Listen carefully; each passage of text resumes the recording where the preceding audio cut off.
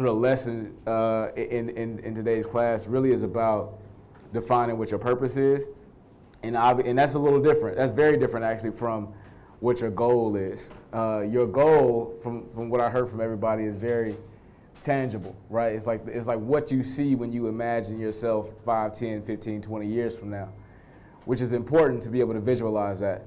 But that's not the same as your purpose, right? There were a few people in here I heard speak about their goal as more about the impact they want to have, or more about what they want to represent, right? Or more about what they want to put out into the world, right? That's a purpose in a real way. Just to give you a little bit about my journey, it was hard, right? I know it probably looks kind of fast and whatnot because I graduated Morehouse in 2012, went to film school at USC in LA straight after that with really nothing on paper that said I should have got into Peter Stark producing program. I just kind of hustled my way in, and then the following year, we were literally on set shooting the first movie that Stephen Caple directed, and obviously he went on to do Creed 2, and he just released Transformers this year. But it was fast, but to me it didn't feel fast at all, because it was a lot of ramen noodles and peanut butter and jelly, you know what I mean, during that year or so. And then even after that movie, after The Land, which we'll talk about it more later, after that film, I was still broke. So I was trying to figure out how to make ends meet, and I heard a few people talk about chasing the dream but also having to do side jobs, et cetera. That's a very real thing, right? I was driving Uber, Lyft, and all the above, right? Doing whatever, small music videos I could here and there as a producer, getting a couple of grants to pay the rent, whatever I had to do, right? That was legal, you had to be. So for me, it meant that to go through that sort of pain, let's call it, I had to be very clear on purpose first. And so I thought it was important to start the lesson. I know it took a little time, and I appreciate everybody being patient, but I wanted to start the lesson with hearing, first of all, what people think their goal is and what their purpose is, and then sort of fine-tuning that a bit. For me, I got into the business because I wanted to be the change that I sought, right? So I saw that there were images on screen that weren't necessarily reflective of real people of color necessarily, right? And on the flip side of that, I saw that the people controlling the process were not the people that were on screen, right? And so, and that wasn't, and sure, that's systematic, but it also was because there were so many of us on the other side of the table that rightfully so want to be creators and want to be storytellers. That's a natural thing for people of color to be griots, right? And that's important. But I saw a need on the business side of it for gatekeepers, et cetera, right, to also reflect those storytellers. And so it meant that there's a process typically, right? And typically to be a producer, which is always what I wanted to do, you climb the ranks be an assistant, climb the ranks as a development executive at a production company or studio, whatnot. You try to climb the ranks for, let's say, 10 years or whatnot, and then, pray that your boss doesn't get outed, because then that means that your whole progress is now gonna have to shift somewhere else. And so, but I watched a lot of my mentors climb the ranks, get fired, and get a producing deal. I was like, bet, I gotta go get fired. So I was literally on that path. When I left Morehouse and went to USC, I was on that path. And again, the purpose was still in mind. So I didn't mind running to get coffee or printing, copies of the script or whatever I had to do internally as an intern, and then hopefully getting an assistant desk one day. I didn't mind the grunt work because I knew what the end goal was, right? In fact, I didn't know any better. I was wearing a suit to work every day as an intern. And one of my bosses pulled me to the side, like, you ain't got to wear a suit. Like, the head of the studio, every time he comes into the office, he's got a T-shirt and ripped jeans on. And you got a suit on. I was like, I'm dressing for the job I want, not the one I got, right? And that sounds cool, but the truth is, that's just something I heard at Morehouse Business School. They ain't had nothing to do with, they had nothing to do with our actual industry, right? Our industry really is come as you are, right? Which is one of the cool things about it. But again, what that mindset though was, again, just like purpose, right? So even though it was all this grunt work, it was all about where I wanted to be.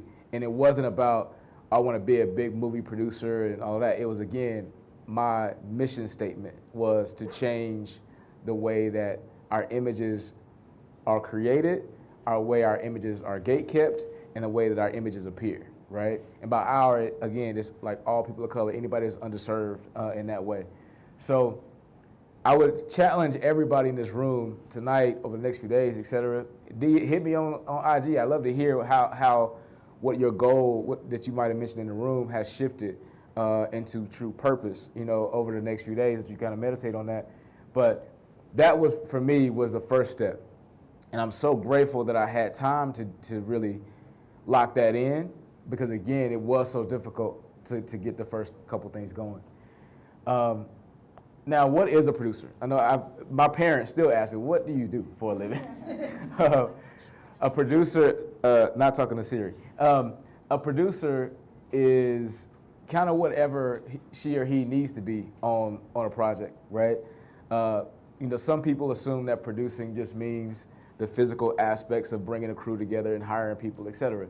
That's a small part of it. Some people assume that producing is just developing a screenplay and attaching director and actors and helping to bring that team together, or that you're responsible for finding the right project, the right book, or the right article, or the right screenplay or idea to develop into a movie. That's also part of it. Some people assume that it is navigating what can sometimes be a chaotic process amongst the studios or the financiers. That's also part of it. Some people assume that it is you have somebody else do all the production and everything else, and then now you're the face that's out in the world making sure that the project is being marketed properly and that the campaign is aligned with the messaging of the movie and the filmmaker is taken care of in that process, and that it ultimately reaches the audience that you intended to reach. That also is part of it. So, and then some people just assume it's the money guy, which that ain't my life. I wish it was. But the way that I was trained to produce was to do all of those things from A to Z, right? And for all of you in this room who mentioned wanting to start your own company, et cetera, you're gonna have to do it all, right? You wanna know how to do it all. And so, one quick hack for me was, after I realized that I didn't want to climb the ranks and do the traditional route of climbing to be an executive and then go into producing much later, and I just want to do the crazy thing, which is to call my parents and say, hey, I'm not gonna take this job as an assistant that pays $40K a year, which is big money where I'm from. Instead, I'm gonna go be a producer. And their question is, well, how much does that pay? I'm like, oh, it pays nothing, right? So until I get the first thing done. And so I made that decision because, again, I was so tapped into what the purpose was that I knew the path for me needed to be a little unsafe and a little uncertain and a little bit, unorthodox, because that's just how I was built, right? It doesn't mean that's for everybody. And we'll talk a bit about like your pain tolerance and pain threshold, because that's something that only you know. Even your family doesn't know that, right? My family was super supportive, but also it's like, you're gonna have to figure that thing out, because we can't just like cover your expenses or whatnot. Like that's not our life, right? So you're gonna have to figure out how to maintain while you're chasing this dream. So one tangible step to sort of deciding what your purpose is think about it as a North Star. And I like to minimize it to 4 to 5 words. I say minimize, I should say concentrate it into 4 to 5 words, because it means that you are being so specific, right, that you're willing to live by these few words that lock you into whatever this purpose is that you think is going to drive you forever, right? Now, granted, those words can change over time, et cetera, but the spirit of it should always be the same.